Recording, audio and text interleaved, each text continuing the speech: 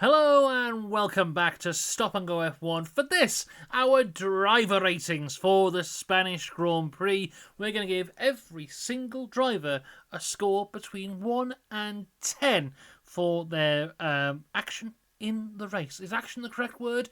Who cares? Remember to like and subscribe, and of course, a massive shout out to the members: Dakota, The Joyous James, Robin Myers, Cinnamon Strudel, Michael Johnson, Mr. Eurovision 1986, Philip Doganzik, Flandy Skick, No Edam on Sandwiches, and Sarah Jowett. If you want to become a member, you can click the link in the description, either on YouTube or on the Patreon. You can get your shout outs, and you get to see this Friday's video where we discuss who is the greatest F1 street racer of all time. You get to watch that right now if you're a Mansell Mustache member. Everyone else will be out on Friday, 6 PM UK time. But let's get into driver ratings, starting, as we always do, with everyone's favourite Formula 1 team, Stake F1 team Kick Sauber. Now, I normally say it's everyone's favourite Formula 1 team because, let's be honest, they're a little bit rubbish. But this weekend, they were the opposite of rubbish. In fact, I'd go as far as to say they were good, including this man, Gabriel Bortoleto, who, of course, is not the headline driver this weekend for the Sauber team, but let's not ignore that he had his best ever qualifying and his best ever race results, coming home in 12th in both qualifying and the race, for what was, I thought, a fantastic performance from Bortoleto, who up until this point has not really been able to show what he's truly capable in the Sauber car. And I think that statement also goes for Hulkenberg. Even though he'd scored points in Australia, that was just one of those mad races where anything could happen. In the races between Australia and now, even Hulkenberg, who we know to be a fantastic driver, especially in qualifying, we saw that with the Haas, even he was not able to show his true talent up until this point. Hopefully, this is a step in the right direction for the Sauber team. I'm a huge fan of Jonathan Wheatley, of course, who is now the... Is he team principal officially? Because Bonotto's there as well. I'm not sure what his role. I think he's more behind the scenes, but Jonathan Wheatley, who did a fantastic job at Red Bull, is now there, part of that team, and seems to be doing fantastic for them as well. Even the pit stops are getting better, which of course is a huge Jonathan Wheatley thing. We know Red Bull the past few years have been fantastic about pit stops, and that was all Jonathan Wheatley, so it's no surprise the Sauber pit stops are getting better. But yeah, Gabriel Bortoleto, I thought he did a fantastic job here. Of course, missed out on points, but still, to get his best results in both qualifying and the race, I'm going to give him a 9. And the reason I'm giving him a 9 is just because with Hulk's great result, I can't give him both 10s because Hulk was so much further up the road than Bortoleto was. But I'm still not going to ignore what was a great result for Bortoleto, and I'm going to give him a 9. But for this man, Nico Hulkenberg, it's an easy, possibly the easiest ever 10 out of 10. Because he was absolutely fantastic. Qualifying wasn't that great, to be fair. Qualified in 15th place, was beaten by Bortoleto. But finishing 5th in a Sauber, it's Sauber's best result since the Imola Grand Prix of 2022. It's Hulkenberg's best result since 2019. An absolutely incredible result for him there. And let's not forget, everybody, after the safety car, he overtook Lewis Hamilton in the Ferrari. This isn't just a result like Australia, where mad things are happening and he has kept it on the track. This was him doing incredibly well, great pace to finish 5th. Nico Hulkenberg, you are the man. 10 out of 10. Perfect job. Now, across to Williams. And Williams have had a good few races this year, but it all came crashing down in Spain, the end of the triple header. So Alex Albon qualified in 11th, but then did not finish the race. Had an incident in turn 1, I believe, with Hulkenberg, which was just a racing incident, saw his front wing get broken. Then later on, had another incident. Was it with Lawson? I think, maybe, I can't quite remember, but damaged the front wing a second time. Then they were like, right, let's just retire the car here. But then he got a penalty, and it was like, oh, okay, serve your penalty, go back out. Yes, yeah, it was not the calibre of weekend that we have come to expect from Williams or from Alex Albon so far this season. I'm going to give him a 3 overall. It wasn't good. Also very disappointing from Carlos Sainz, who, it pains me to say it, but has had quite a few disappointing weekends with Williams thus far. It seemed like he was taking a step in the right direction, but this week, unfortunately, his home race, it just didn't go well for him. Qualifying down in 17th, and then went round to 14th place. Never truly seemed to be in contention for anything. Yeah, wasn't great. I mean, he finished the race, didn't crash into anyone, so I'll give him a 4. But one to forget for Williams in what has thus far been a season of highs. And speaking of seasons of highs, Isaac Hadjar. What a guy. Yet again, in the points, qualifies 9th, turns that into a 7th place, 3rd points finish in a row, is now 9th in the championship, which was absolutely fantastic. I'm going to take a look at the fridge here. The only person beating him who's not in a top team is Albon. You've got your McLarens, Verstappen, Russell, Leclerc, Hamilton, Antonelli, Albon, Hadjar. So, to be in that position in a Racing Bulls car that, it's questionable what that true pace of that car is. Because, Yuki did well, Hadjar's doing well, Lawson's struggling but getting better, I feel. But yeah, Hadjar now to be in 9th place in the championship in his rookie year in that car, I think is absolutely fantastic, and he deserves another 10 out of 10 from me, doing a fantastic job.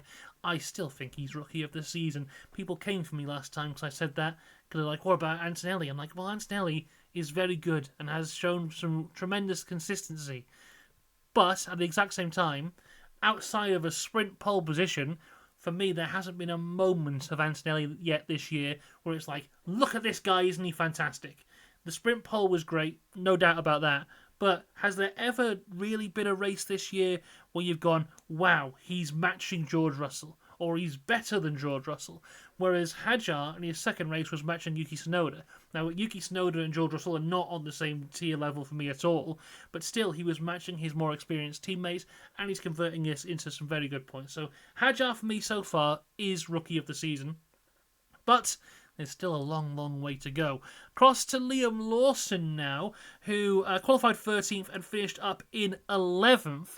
But I don't think that tells the entire story, because like I said in the race review, this for me is the first time we have seen the closest to the true Liam Lawson that we have since last year.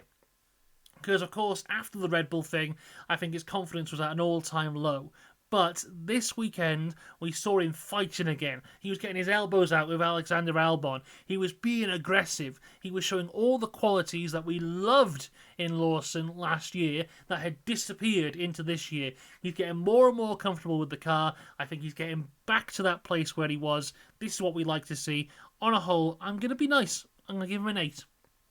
Because he's heading in the right direction. An interesting weekend for the Haas lads, because if you look at the lap-by-lap positions, both Behrman and Ocon spent a lot of time around that 10th position. They were around 10th, 11th, 12th for a lot of the race. Of course, lots of pit stops in this race, so lots of people jumping here, there, and everywhere. But even after the safety car, they were still in those positions. Then in the last few laps, just completely fell off. Entirely fell off. If we pull up the stats here, give me 1 second there. So this here is the lap-by-lap positions of the race. So we can see the lap number here and then the names as we go across. So on the first lap, it was Piastri leading from Verstappen to Norris. So we can see Behrman and Ocon here have the white backgrounds. Red text is Behrman, blue text is Ocon. So you can see through a lot of the race, here they are, 10th, 11th, Ocon pits, Behrman's up to 10th, Behrman back to 11th, Ocon's at 11th. These yellow markers here are the safety car laps. So you have from lap 55 to lap 60, behind the safety car, Ocon is 11th, and Behrman is 14th, so doing pretty well. Safety car comes in, Ocon instantly loses 2 positions, he's down to 13th, Behrman's in 14th. On lap 63, they swap positions, so Behrman gains the advantage. Then Ocon falls down another 2 positions on lap 65 to P17. Then on the final lap, Ollie Behrman falls from 13th to 17th. So on the whole, it was a pretty good race for both of them until those last few laps, and he just absolutely fell away. I'm not entirely sure what it was about. Behrman, you think, must have had maybe a spin on the last lap to drop so many places. But yeah, it's looking at the results, he didn't have a... Oh, he did have a penalty. Did he? I don't remember that even happening. Leaving the track again. Did he serve that penalty? Either way, that was a bit of a mad one. But yeah, not a great result at the end for them. Let's go back to here and pull up the photo again.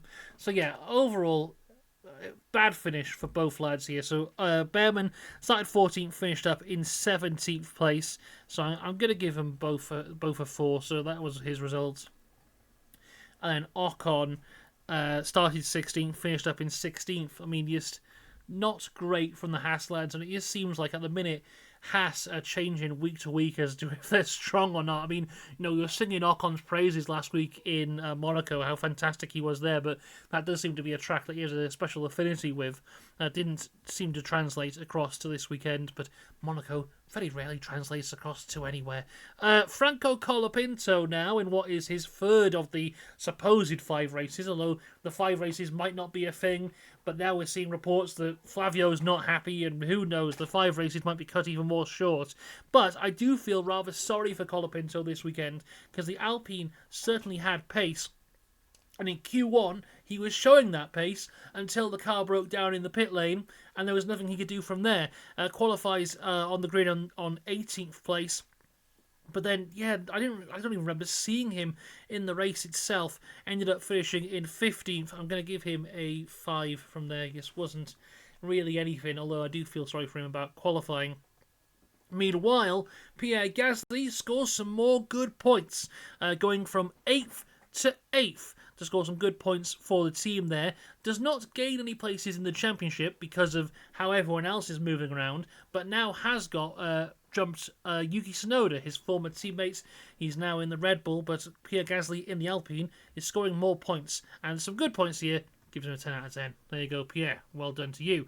Lance Stroll is next, so he qualifies in 14th place, but then of course does not start the race, was pulled out of the race due to his wrist injury.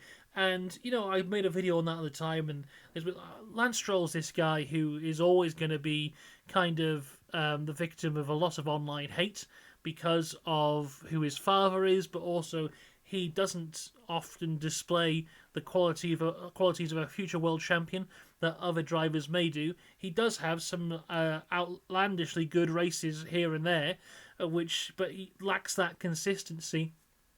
I do think people are overly negative towards him, and I think he does have talent. Otherwise, he wouldn't have done some of the races that he's done. And also, what you've got to really think is he has been coping with the pain in his wrist now for 6 weeks. So that's at least 4 races that he's done with pain in his wrist, which is so bad that it now requires surgery. I even saw that he was doing autograph signing for fans using his non-writing hand because it hurt too much, but he still wanted to sign stuff for the fans who had come to wait outside the paddock. So overall, Lance Stroll, lovely guy, I think. Gets far too much hate online, but overall, we're not going to give him a rating for this race because he wasn't in the race. So he's just going to go ungraded from there. We will see what happens in Canada. My guess is that he will not take part, but who takes part is a different question. Probably Drogovic, but we could see Bottas in there as well, because they're part of the Mercedes engines and all that kind of stuff. So we shall wait and see. Drogovic has come out today and said that he would prioritise F1 over Le Mans if it meant him getting back in the F1 car to do an actual race. So we'll see how that goes. Best of luck to him. Fernando Alonso, finally, Fernando Alonso has scored points, and it's not just 1 point. It's 2 points for Fernando Alonso, qualifying 10th, finishing up in 9th place. The most painful thing is, it means relatively nothing in the championship. He's gained 2 points and gone up 0 positions in the championship, but Alonso's pointless streak is over, and that's all that matters to me. 10 out of 10. Well done, Fernando. You're back. What a man. Oh my god, I'm so happy for him. And he's an ambassador now of the Circuit de Catalunya, and he seems very positive that the circuit will be back on the grid next year. So we'll keep an eye on that one as it goes. But yeah, very happy for Fernando to score some good points there. Kimi Antonelli is next. He qualified in 6th place, but of course did not finish the race. Another engine failure, the 4th Mercedes engine failure in just 3 races, which is practically unheard of in the last decade. But yeah, DNF for him. Was going relatively well. Again, was nowhere near the pace of George Russell this weekend, but was there or thereabouts, his own little races he has been for a lot of the races this year. Overall, though, I'm going to give him it's a 5 or a 6, isn't it, realistically? Let's go with a 5 for now for Colapinto. I think that's relatively fair for a race which he didn't finish. George Russell is next. George Russell, who started 4th, finished in 4th, and had a completely uneventful race where nothing happened. But of course, that is not necessarily true. Yeah, decent race again for George. Had a dreadful start, really fell down the order quite dramatically at the start of the race, but coped well from there, fought back, crashed into Max Verstappen a little bit, and then Max crashed into him a little bit, and then he finished up in 4th place. So overall, a good one there. Should he have beaten Leclerc? It's a hard one to say. I think Leclerc had a lot of new tyres in his back pocket, which was the bonus for him there for that race. But yeah, we'll see how that goes. We're going to give George a 9. I think 9 is relatively fair for him. Across the Red Bull now, and my god, what an awful weekend for that team. Yuki Tsunoda qualified dead last on the day. Started from the pit lane after changing the rear wing and finished up in 13th place. So showed no pace at all in qualifying. Then in the race, even with the new front wing, did better. But, when you think back to, Sergio Perez would have awful qualifyings all the time. But his recoveries were far better. And you could argue maybe he was in a far better car. Who knows? But 20th to 13th in a car that, should have challenged for the podium. Possibly, maybe could have challenged for the win, but very unlikely. It's still not great from Yuki, who I'm going to give a 4 out of 10. Then we go to Max Verstappen. Well, the reason I imagine most of you are watching this video, let's see what I give Max Verstappen. Well, he qualified 3rd in what was a very good qualifying. Then the race happened, and I thought he was doing absolutely fantastically. Fantastic start from him to jump Norris. Kept Norris behind for quite some time. If anything, virtually secured the win for Piastri there with his great start and slowing Lando down. Then went for the free stop, made it work really, really well, showed a lot of tremendous pace, got some very good overtakes in there as well with the tyre advantage.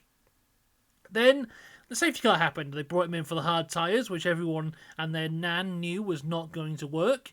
Nearly lost the rear end on the curbs, but managed to save it. Very good from him. There was a little bit of contact between him and Leclerc, which was just a racing incident, I think. I don't really know who was massively responsible for that, but overall I think it had very little impact on anything. It did happen, but I don't think it changed anything apart from just riling him up a little bit.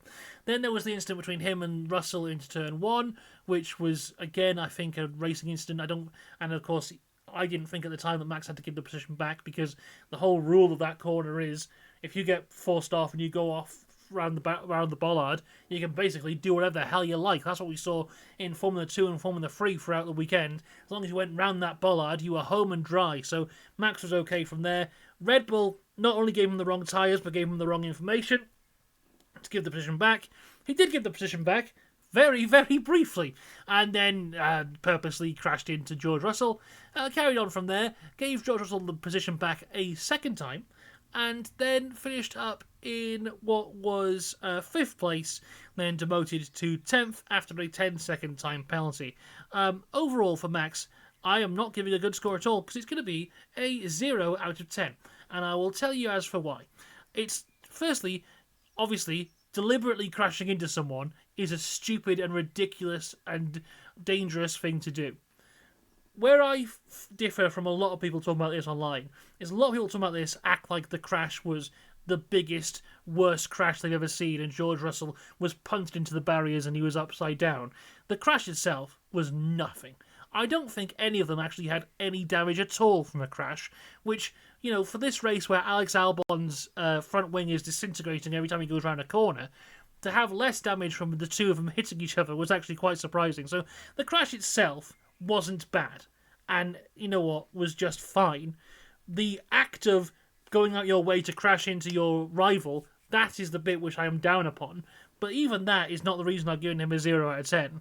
The reason I've given him a 0 out of 10 is just because he threw away so much in this race. Because he should have had... Look, if he was third, it would have been 15 points. If he was fourth, it would have been 12. If he was fifth, it would have been 10 points. He could have been any of those three positions, realistically. Maybe third was too far gone, but realistically, I think if he hadn't given the position back, he would have finished fourth. If he hadn't hit George Russell, maybe he would have finished fourth. So that's at least 12 points that he should have had yesterday, which instead he had 1. So he just threw away 11 points, which means that his gap to the championship leader went from 25 points to 49. So he is now beyond the points of his own record for most points overturned to become world champion.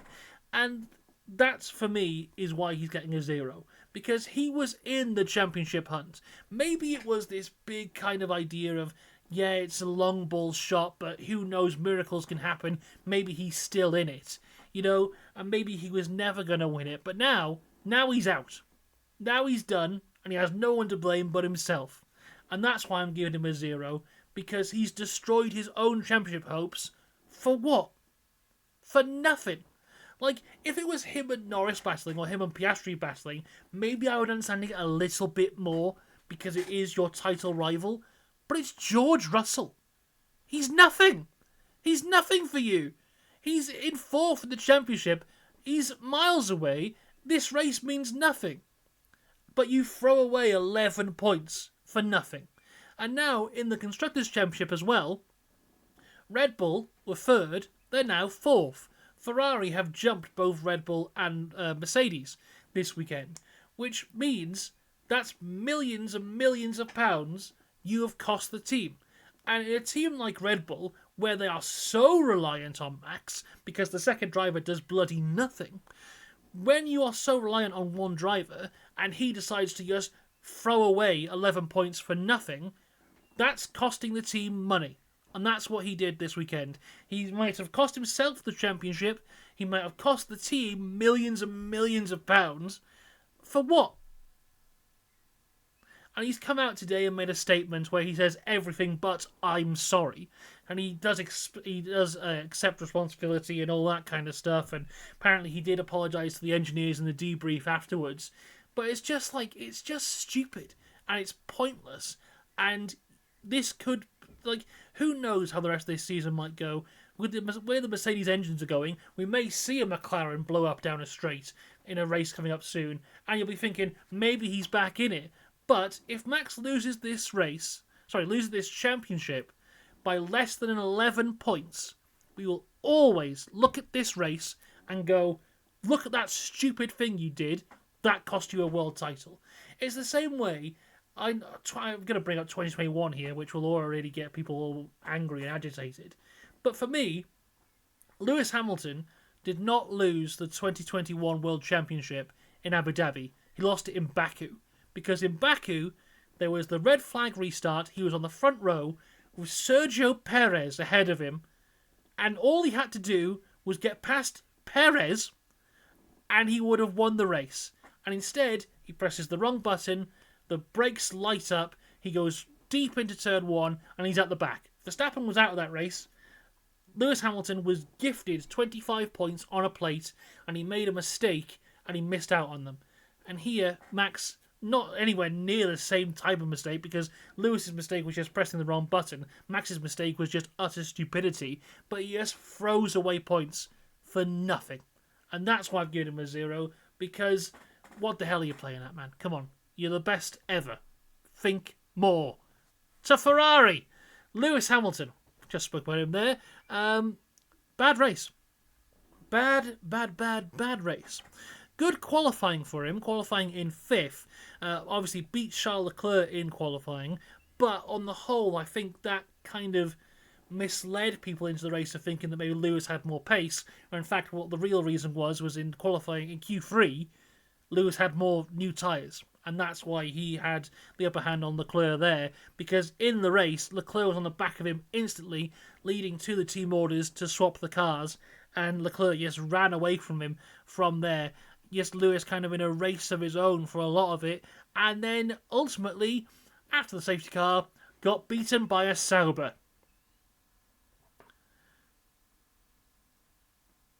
Don't really know what else I can say there. Lewis Hamilton, the 7-time world champion in a Ferrari, got beaten on pure pace by Nico Hulkenberg in a Sauber, giving him a 4. Charles Leclerc now, much better weekend. So, like I said, didn't have the tyres in qualifying. Could have maybe just gone for a 1-lap Hail Mary at the end of Q3, but of course, teams don't like to do that just in case there is like a red flag or whatever, and then you're stuck at 10th. So, 7th place was the best for him from there, but then from there, he just ran the race really well. Was in like 4th place for the majority of the race until that safety car came out. He had the fresh tyres, and he went after Max and took P3 from there. And got yet another podium for the Ferrari team. So far, the only member of the Ferrari team to have a podium in main feature races. Overall, great race from him. 10 out of 10. Great job. But this man, Oscar Piastri, just, you know what? You know how good of a race you are having when you're the leader and you're barely on television. Because he just put it on pole, had a good start, whilst Norris was dealing with Max. He just ran away, and then just, did it. He just ran his own race, did really, really well. Safety car came out, didn't seem to bother him. McLaren actually did a double stack, which is a madness. And then, just on the safety car restart, ran it really well. And after the race, after only 6 laps, I think it was, 5 or 6 laps after the safety car, he was again over 2 seconds in front of his teammate. Perfect stuff. I mean, honestly, for me, for a while, I haven't thought that Lando Norris is the guy for this season, just because he's not consistent enough. For me, this season has always been about Oscar Piastri and Max Verstappen, and it's been Oscar Piastri who's doing incredibly well in a very good car, and Max Verstappen, who I think is the best driver on the grid, in an inferior car, who can sometimes just pull miracles out of nowhere. After this race, Oscar Piastri is your 2025 world champion, and I'm going to need something huge to change my mind on that. Speaking of his challenger, though, it is now Lando Norris. As for some, it has been for quite some time, but qualified second, finished up in second. I'm going to go, it's a 7 or an 8 for him. I'll be kind and give an 8, but the qualifying gap was the biggest gap that we've had all year. A lot of close qualifyings this year, but 2 tenths was the gap between him and Oscar Piastri, which so far is the biggest gap that we've had. Got beaten by Verstappen on the start, and very much like in Miami, in the end, the move that he did to get past Verstappen was more about Verstappen giving up than Lando pulling out some kind of fantastic move. But from there, did tremendously well. Did kind of cut down the gap a little bit to Piastri, but very much, again, like Miami, it seemed like it was more Piastri like, I don't really need to do much at this point, rather than Lando chasing him down. And then again, like I mentioned with Piastri, off the safety car restart, again, he just didn't really ever challenge his teammates, and after 5 or 6 laps, was 2 seconds behind again. So, I think an 8 is relatively fair, if not overly kind.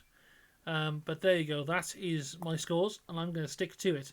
We have 10s for Oscar Piastri, Charles Leclerc, Fernando Alonso, Pierre Gasly, Isaac Hadjar, and Nico Hulkenberg. Lowest score goes to Max Verstappen with a big old 0. There you go, that is the driver ratings. We're back tomorrow for the retro review 1981. I believe it's the Italian Grand Prix. I think it's that one. You'll enjoy that one. It's a whole lot of fun. Until then, though, we also have a video on Friday. As I said at the start, of the greatest street racer of all time. Saturday, if there's any big news throughout the week, I'll be talking about it on Saturday or in a breaking news video if that needs to happen from there. But until then, though, have a good one. I will see you later. Goodbye.